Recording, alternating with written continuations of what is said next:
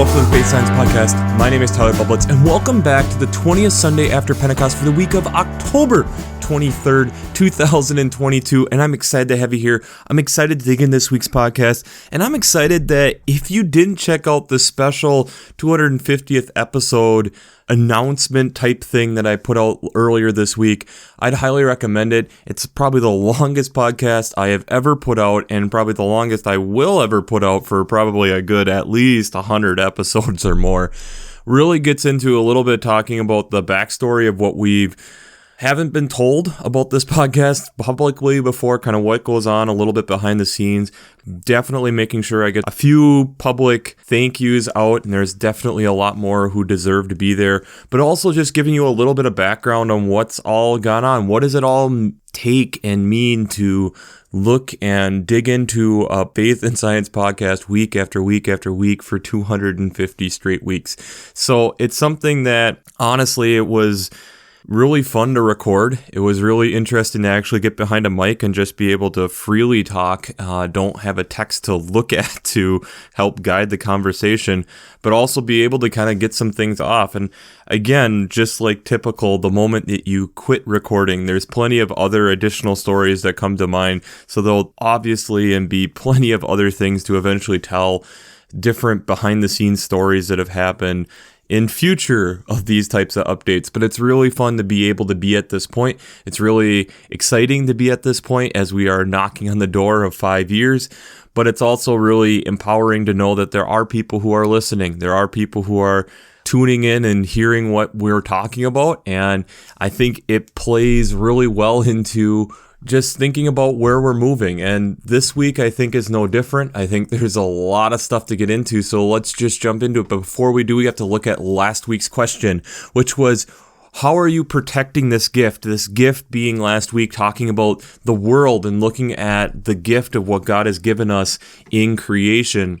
And I think it's something that we all are constantly wrestling with, especially depending on our ages. You have certain ages where they're getting, I'm doing the best I can, but I'm getting toward the end and I just don't feel like there's a crap ton more I can do, but I'll see what I can continue to do.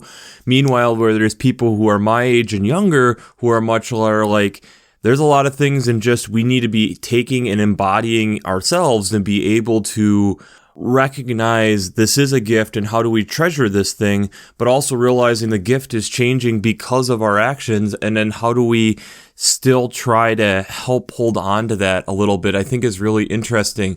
But I think also, to give you a little teaser on where we're going, I think this week really plays well with that idea. This idea of how we are constantly evaluating and looking at our lives and constantly trying to retransform who we are, making sure that we're not being blinded to different parts of our own lives. So let's just jump into it. There's a lot of text this week. So one of the Old Testament texts that you can have is from Joel chapter 2, verses 23 through 32. This is one of the minor prophets. It's a small little interesting book. It's a difficult book because there isn't necessarily a lot of history that is known on even who wrote it. There's estimates on when it was written, things of that nature. But it's this book at this moment here that is trying to connect the different promises that God has made to the people and helping people understand the fulfillment. And this is a point here where Joel is starting to future cast on where God is going based off of how he's seen different promises being laid out. And this recognition on how God has continued to provide for his people. And thus we need to be able to recognize that and give God the praise that is due, but then realizing how the Spirit of God then is wanting to be poured out on all of us, not just a select few. And especially starting here in verse 28 and 29, we've kind of probably heard before that your sons and daughters shall prophesy, and your old men shall dream dreams, and your young men shall see visions, and your male and female slaves in those days I will pour out my Spirit. This idea of abundance on how God is trying to reach and connect with us and wants to be embedded and be a part of us so much deeper. The psalm that goes with that is Psalm 65, all 13 verses of it. This again, like we've been talking about, this reflection idea, is recognizing the praise that is due and how God has continued to satisfy the needs of what we have and how God is ahead of us, and us recognizing then in that reflection on how God has continued to provide this beautiful creation around us, realizing that our needs of what we have are being met, and it's a blessing of what God has done, and the richness, the abundance that is given in that is also absolutely beautiful. So then we get to the interesting text of Sirach, chapter 35, verses 12 through 17. This is part of the Apocrypha in the Protestant traditions. This is not necessarily part of the Hebrew Bible. There's just a lot of technicals, and we've talked about it before, where the original manuscript we haven't found, but when it's being translated back into the words of the people, they've found that, and there's a preface from the grandson of the original person who wrote this, but it's something similar to a book kind of like Proverbs. So in this, it's recognizing how God does repay and God does care about us. It's not that we're trying to bribe God. It's not that we're trying to make this give and take relationship. God does want to give in this abundance, but isn't also trying to show partiality. It's people that God has walked with, that's where God's going to be. It's this idea of we continue to try walking with God and recognizing that if our prayers aren't being answered, it's not necessarily our mistake. It's that maybe we're not seeing where God is trying to have us go or have us take care of.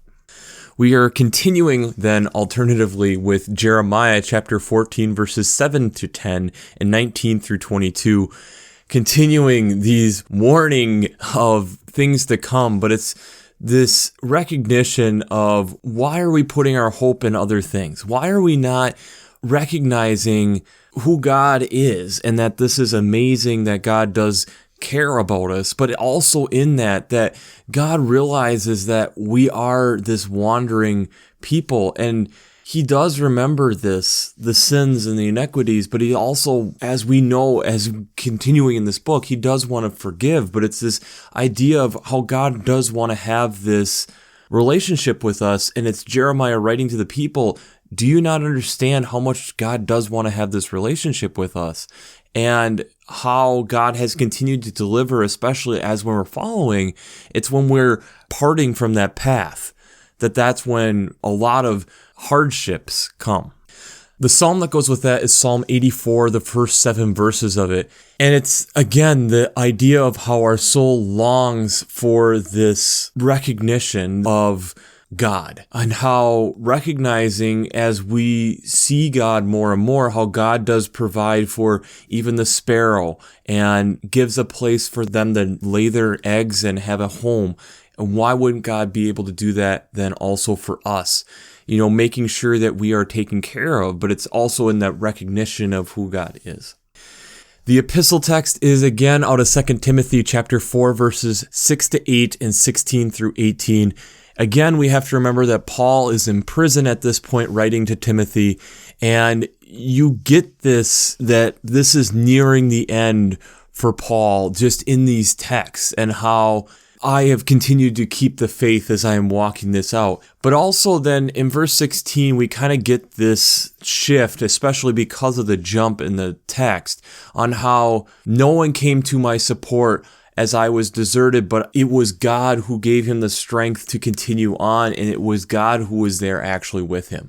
As humankind left Paul deserted, it was God who continued to be there and make sure that he was protected at that time. The gospel text this week is out of Luke chapter 18, verses 9 to 14. This is a parable we only hear in Luke, so we have to keep our ears open and realize that this is a little bit different, especially as we're realizing that Luke is probably writing to some more of the prestigious and wealthy in this text. But here we go. It's another parable. And who should be trusted in themselves that they were righteous and regarded contempt for others? And so you have these two men who are in the temple praying. You have a Pharisee who's standing up, who is giving so much that he's not like these other people. He's not like this tax collector. I give a tenth of all my income. I fast twice a week, which is beyond what is ever commanded in Scripture. And then you have this tax collector who is not even looking up to heaven, but beating on his breast saying, God, be merciful to me, a sinner. And Jesus saying, this man went home justified rather than the other who exalted themselves. So those who exalt themselves will be humbled, and those who humble themselves will be exalted. So this idea of playing in that in-between in a lot of ways. But before we jump into how faith and science come together this week, we have to do a shameless plugs for Working Preacher. If you haven't checked out Working Preacher, I'd highly recommend it. Between their Sermon Brainwaves podcasts, their commentaries, and discussions. Since I'm not an ordained minister, I use them on a weekly basis to help give me some direction for this podcast. Heck, this week in Sermon Brainwaves, there was different discussions to help lead me to the places where we're going to be going in this podcast. So if you haven't checked out the discussions, the commentaries, and all the great things that are going on at workingpreacher.org, I'd highly recommend it. I'd also highly recommend checking out the Revised Common Lectionary coming from Vanderbilt's Divinity Library. I use them on a weekly basis to look at all the text. I really like how they lay that out, but I also really enjoy how they have the art there. They have prayers, they have hymns to be able to help tie a service together, or just be able to help you get into the text in a deeper way. So if you haven't checked out the Revised Common Lectionary coming from Vanderbilt's Divinity Library, I'd highly recommend that also. I think the linchpin, like many weeks, is the gospel text this week. And it's the recognition of this Pharisee who is comparing himself to others and comparing how he's not even like this other tax collector who's in the corner. And he's not like all these other people, thieves, rogues, adulterers, that he is going above and beyond to be the best that he can be. And then we have this tax collector who never recognizes that he's going to necessarily turn back. But we get this idea based on that he's beating his breast, that their pain that he or she has in being a tax collector, and recognizing that something needs to change in their life. This contrast is where we are met this week, and I think it's really interesting. Because there's two different ways we can look at this. And I think one's an easier biological way, and one is, I think, a chemist who lived this out. And we'll get to that point. But I think the easier biological way of looking at this is decomposers. And decomposers are part of the nutrient life cycle. It's taking the living and converting it into something so that it can live again in a different form. It's breaking things down. It's breaking down the recently dead. And a lot of times it's thought of as like worms or fungi or slugs, things that are breaking down things. And you can have detritivores, which are more the worms, slugs that are breaking things down faster, helping and bring the nutrients back into a form that it can be absorbed, being able to help plants grow again, taking a tree and its fibrous living thing, even as it dies, and breaking it down to return to soil to be able to have those nutrients be reabsorbed. It's not a great job. It's not a praiseworthy job, but it's also taking the crap from something else and turning it into something good so that it can grow again. But I think the better example, as I reflected on this week, that epitomizes this text to me is Alfred Nobel. And we've talked about Alfred Nobel before, but when I was reflecting on this text, this is the epitome to me of this text, is Alfred Nobel. Alfred Nobel is best known now for the Nobel Prizes that we hear about and that were recently announced at the beginning of October. But what we don't necessarily always link him to is he is the chemist that developed dynamite. And in his time, was recognized as the merchant of death and completely revised the narrative going forward. And I think it's a story that's worth being told because I think it shows how easy it is for us to be the Pharisee and how difficult but humbling and necessary it is for us to be the tax collector in the same breath. So let's jump into it. So Alfred Nobel had gone through a lot of crazy stuff growing up. He had some health issues growing up. He also had his father have an unsuccessful business where they then had to live very frugally, going abroad, where then he did very well for a period of time in munitions, and yet then also watching that crumble near the end of his father's life. But in this, as Nobel was a very smart boy, learned to read at age 3, was growing a lot, and as he slowly got some of his early health issues out of the way, he became really interested in nitroglycerin, which was a very volatile thing at this point. It was an explosive, but they weren't able to figure out how to really tame it.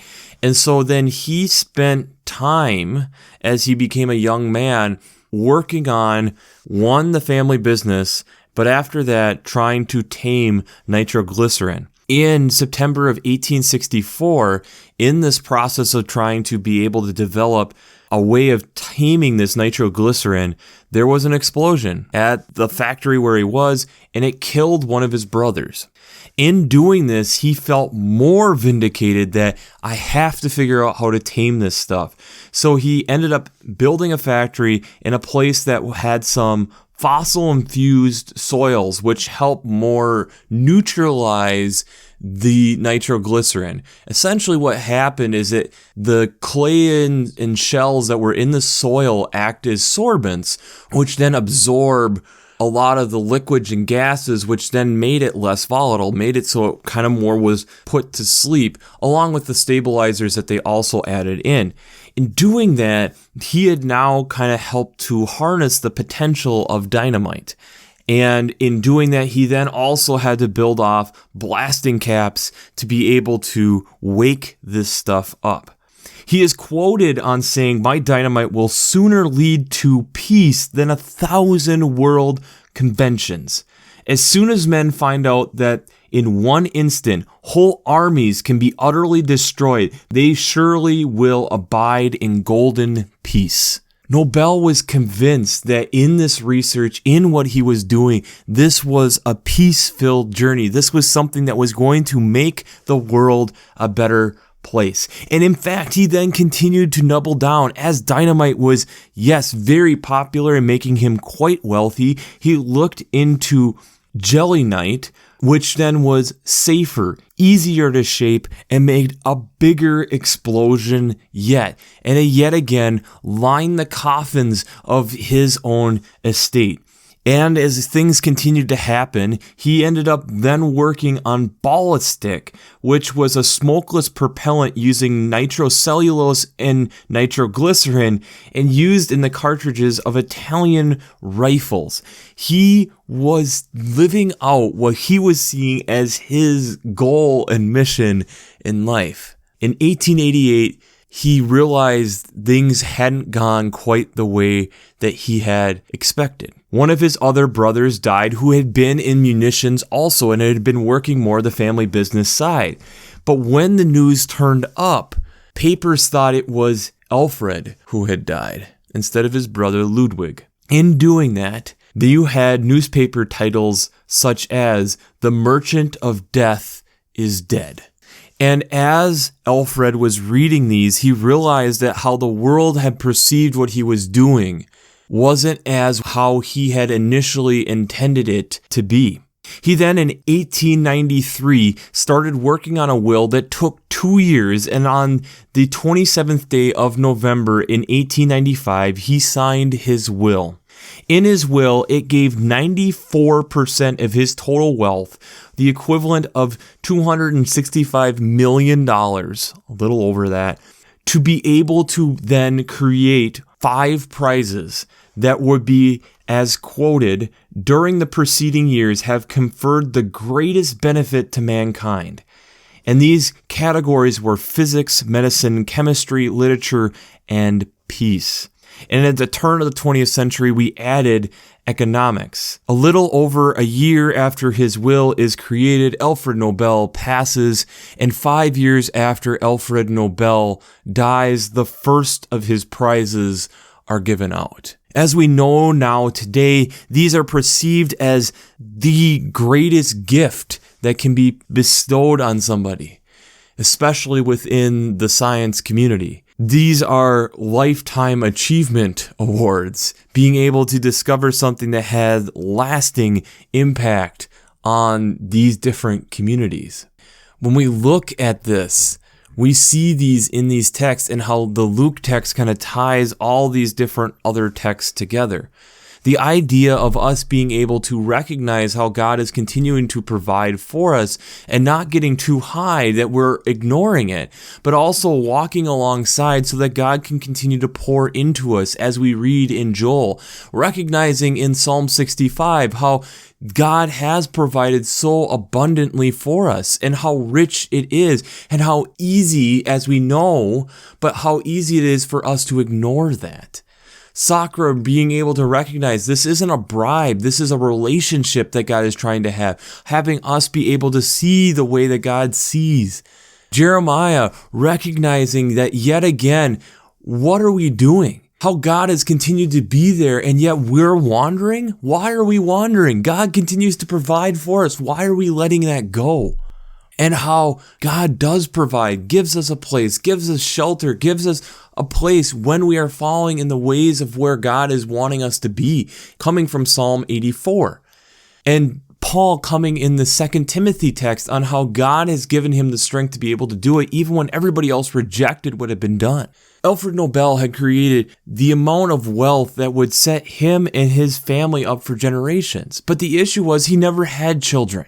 He was trying to do something that he was seeing that was benefiting mankind, and it had been something that had been driving him through his whole life. And then as he realizes near the end, as his health is degrading, that I haven't been able to do what I thought I was able to do. It wasn't necessarily covering up everything that he had done. He was also trying to see this was what I was trying to do, and apparently, to the eyes of many, it wasn't there. And in reflection, I would assume he was unable to figure out this thing that has driven mankind in a better direction. It has driven us as a society to pursue benefiting each other and becoming better people, being able to share our discoveries and research. As many of his years of development, he had been trying to fight to protect all the patents and try to get imposters out of the dynamite industry. Alfred Nobel, I see, is in a lot of ways much more like the tax collector. But yet, in certain points of his life, with the wealth in which he had, he could have easily been a Pharisee. It was easy as a Pharisee to cast things off, to ignore different things. And it's not necessarily saying that what the Pharisee was doing was wrong. It's the recognition of realizing how God has not only blessed, but then seeing the blessings of what God has done. It's not about purely what you have done. Alfred Nobel, I think toward the end, started realizing that all the stuff that I had done and the intentions that I had set didn't bring it into the place that where I had wanted it to go. But yet I have been blessed with this, to be able to bless others, to be able to move our conversation within mostly scientific fields, but even literature and peace to new places, to be able to help us as a society move in a direction that I would say as a Christian, moving us more toward the light of where God is calling us to be. We don't like worms and slugs, but yet they're the ones who create the foundation for life to come. Is things that we are seen as icky and things we don't want to associate with, but yet they're the ones who help bring forth life. Alfred Nobel was seen as the merchant of death of his time, but yet has inspired generations of people to do better, to pursue things beyond themselves, to share their research, share their literature, share their knowledge to help all of us grow. I think in a lot of ways, that's where we're in this moment of. It's not about I as an individual, it's about us as a community, and how is I as an individual impact us as a community. And it's this balancing act we have talked about time and time again, that we all are in this wrestling of trying to make sure that we're not all about us, but not all about I, finding that middle ground to be able to best influence our communities, our faith lives, our churches, our communities, everything around us to benefit each other. But I think the point that we have to be able to remember is that takes self-reflection. If we look at Joel, he's reflecting on the prophets that have come before him to be able to have that book come out. No matter how hard it is for us as theologians to get into placing it and what is it actually doing, it's trying to take all these different prophets and putting them together and saying, this is what we're able to do. This takes self-reflection. The Psalm 65 is recognizing all the transgressions and things we haven't done, but yet God still continues to bless, and look at what all these things that God has done. Self-reflection. Sakura saying it's not about you as an individual. You're not trying to bribe. You got to be making sure that your eyes are open to see what else is going on, who has been wrong, who are things and ways that we can benefit. Self-reflection. Jeremiah trying to get the people to reflect on the idolatry and yet how that has harmed them in the past. And I'm trying to warn you how God is not liking this. You need to self-reflect and maybe redirect yourself. We see that in 2 Timothy, how Paul is self-reflecting and saying, the world had cast me aside, but I knew God was there with me because God had been steering me and been working with me, and this is where I needed to be. Self-reflection. If you are seeing how God provides for you and being able to sing praise, self-reflection. Deep self-reflection. The Pharisee has done some self-reflection because he's seeing what he is doing, but he hasn't gotten to that point of how it's impacting more than just himself. The tax collector has gotten to that deeper self-reflection. In a society that is patented on the idea of go, go, go, hustle culture, moving faster, are we actually doing the self-reflection that is needed and called upon us to do? Because these are things that aren't quick and easy. Alfred Nobel's brother died in 1888, and he started his will in 1893, and then it took 2 years to get the will done. There was a lot of deep self-reflection to get to that point. The question I have for you this week is, how are you going to make sure you're doing your deep self-reflection? How are you going to make sure that you're doing your deep self-reflection? Because without that, it's hard for us to understand the calling of which we have within our communities. It's hard to understand the calling that God has given us, but it's also hard for us as a people to know the direction where God is calling us. Yes, there are times that God is calling us to move and move quickly, but it also means that we need to continue to walk alongside to be able to see what God is also trying to stir up that is below the surface, the deeper stuff. That's where the humbling actually happens. The Pharisee isn't necessarily doing anything wrong. The Pharisee just isn't going deep enough. Jesus is calling out that you are able to go deeper and see more of what I am trying to steer you toward. That's all. That's all that we're wrestling with there. And I think within our day-to-day lives, within the culture in which we're in, I think that's very relatable. The pandemic caused us to slow down and reflect. And it was amazing how we saw a lot of things that change within our culture and society. And now, as we are trying to move beyond it, and trying to revert back to the ways that the things used to be, do we not remember the things that we learned during the pandemic? Do we not remember the things where we benefited from slowing down? Yes, it was a scary time. Yes, it was a hard time. But we all know that we benefited in certain ways. I will also admit there was a lot of hard things that we are still dealing with. There's still a lot of mental health issues that we are dealing with because of the pandemic. But that also means that maybe we need to be able to have the eyes to be able to see it, not continue to ignore it like we did before. Pandemic also rose things to the surface that we need to be aware of. And are we just pushing those down and ignoring them again? These are the deep self-reflection questions that I think work really well with where we're at today. Are we going to be a Pharisee and just rise up the things that are easy for us to see? Are we going to also cry like the tax collector and realize that there's things that are hard and God, I'm needing help? How do we then, as an individual and as a community, help? I think these are the deep questions that Alfred Nobel wrestled with himself.